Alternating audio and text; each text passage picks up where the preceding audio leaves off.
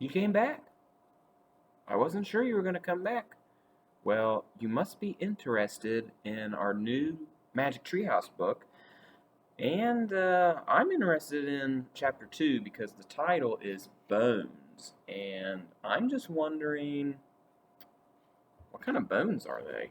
Now, Jack and Annie are going to a time of snow, and they got their bathing suits on, so they're going to be chilly. Let's find out how they get coats because, well, I'm pretty sure this is going to happen in the book. And, well, I don't think they know anything about saber-tooths yet.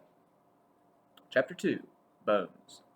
Jack, Annie, and Peanut looked outside. Snow was falling from a gray sky. The treehouse was in the tallest tree in the grove of tall bare trees. The grove was on a wide, white plain. Beyond the plain were high, rocky cliffs. Ooh, cliffs. I'm cold, said Annie. Her teeth chattered. She wrapped her towel tightly around her. Squeak, squeak. Peanut sounded cold, too. Poor mouse, said Annie. I'll put you into Jack's pack. You'll be warmer there. Annie slipped Peanut into the pocket of the backpack. We have to go home, said Jack. We need warmer clothes. We can't go home, said Annie. Why not? Do you remember why they can't go home yet? We can't find the Pennsylvania book. Not until our mission is complete, remember? That's the way the magic works. Oh, right, said Jack. He looked around. There was no sign of the Pennsylvania book. That always took them home. Annie peered out of the window again. Where are we anyway? She asked. I'll find out, said Jack. He picked up the open book and read the title of the cover. Life in the Ice Age. Ooh. So this book is titled Life in the Ice Age, so it must be about the Ice Age. Ice Age? Said Annie. No wonder we're cold. We better find the third M thing soon, said Jack, before we freeze to death. Look, whispered Annie. People. She pointed out the window. Jack saw them too. 4 figures on a cliff. 2 big figures and 2 little ones, all holding long spears. Who are they? Said Annie. I'll look in the book, said Jack. He found a picture of some people. He read the caption to Annie. Early modern humans were called Cro-Magnons. During the late Ice Age in Europe, they sometimes lived in caves beneath cliffs. Why are they carrying spears? Said Annie. Jack turned the page. He found another picture of the Cro-Magnons. He read aloud. The Cro-Magnon family often hunted together. They covered deep pits with branches. Then they drove reindeer and mammoths into the traps. Oh, trapping the animals. That's sad, said Annie. No, it's not, said Jack. They couldn't live without hunting. They didn't have supermarkets, you know. They watched the family disappear over the other side of the cliff. Come on, I'm freezing, said Jack. Let's hurry and find the M thing while the Cro-Magnons are hunting. But I want to meet them, said Annie. Forget it, said Jack. They don't have books that tell them about us.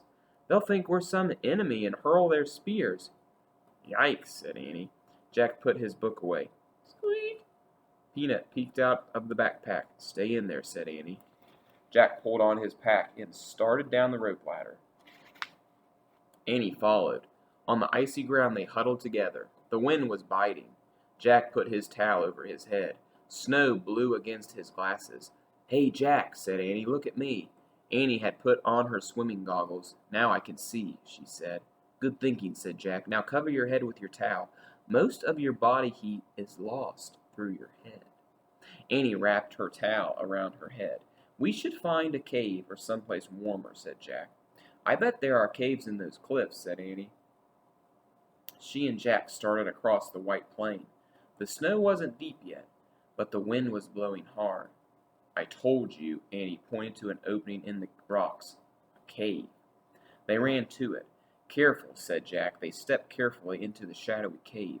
It was only slightly warmer inside, but at least the wind wasn't blowing. In the gray light, they stamped the snow off their sneakers. Annie took off her goggles. It smells in here, said Jack. Yeah, like a wet dog, said Annie. Let me see what I can find. What I can find out, said Jack. He pulled out the Ice Age book. I'll look around, said Annie. Maybe the M thing is here. Then we can go home and get warm.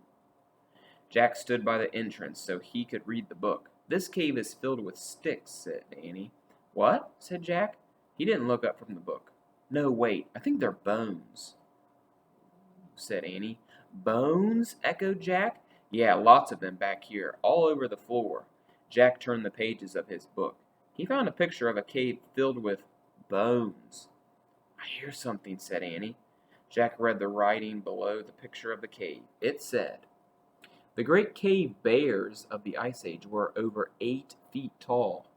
These bears were larger and fiercer than today's grizzlies.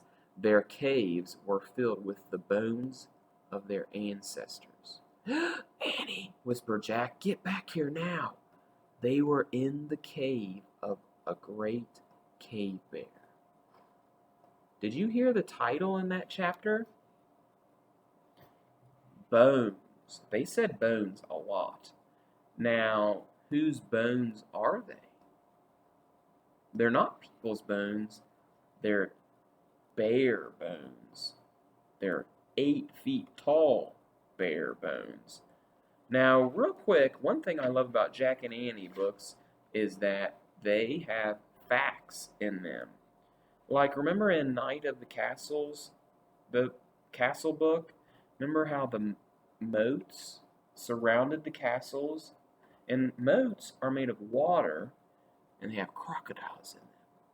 Well, did you know that when you're outside in cold weather, you should always put something on your head like a hat?